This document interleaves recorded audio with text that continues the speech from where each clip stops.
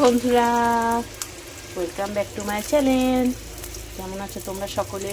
দেখো, সকলকে জানাই শুভ দুপুরের অনেক অনেক অনেক শুভেচ্ছা, ভালোবাসা। তো এখানে এই যে দেখো অনেকগুলো ডিম এই যে ভাজা হচ্ছে, এগুলো হবে ডিম কষা।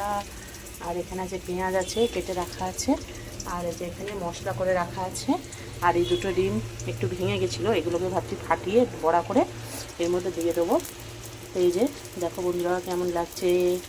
এই যে পেঁয়াজটা ভেজে নিয়েছি, এখানে দিচ্ছি তেজপাতা, শুকনো লঙ্কা, আর এই যে জিরে দিয়েছি, গোটা জিরে।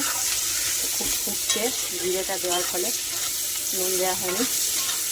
এই যে দেখো পেঁয়াজটাকে ভাজা হচ্ছে, এরপরে এর মধ্যে দেবো মশলা দিয়ে দিচ্ছি। আর মশলাটা এই যে ভালো করে খুব ভাজতে হবে।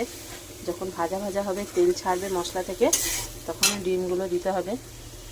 তো একদম ডিমটা একদম ঝোল বানাবোই না, পুরো মানে ভাজা ভাজা মতোই হবে, তবেই কারিটা খেতে ভালো লাগবে। আর এটা ঝাল দিয়েছি আজকে বন্ধুরা অনেকটা পরিমাণ। বন্ধুরা মশলাটা প্রায় তেল ছেড়ে দিয়েছে, প্রায় তেল ছেড়ে এসেছে। এই যে অনেকটাই প্রায় ভাজা ভাজা হয়ে গেছে। এই অবস্থায় আর একটু ভাজতে হবে। এই অবস্থায় দেবো ডিমটা দিয়ে দেবো। এরপরে ডিম দেওয়ার পরে আর জল দিয়ে দেবো, হালকা জল দেবো, যেহেতু এটা ঝোল করবো না। এই যে এটা ঝোল হবে না, এটা শুধু ডিম দিয়ে পুরো গায়ে মাখা হবে। সেই কারণে জলটা খুব একটা বেশি দেবো না।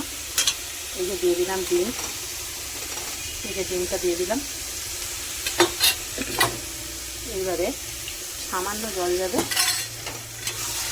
এইটুকুই জল দেবো, আর জলের পরিমাণটা বাড়বে না।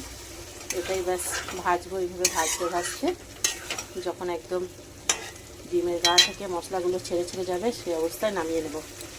তো কেমন লাগলো বন্ধুরা রেসিপিটা, কমেন্ট করে অবশ্যই জানিও।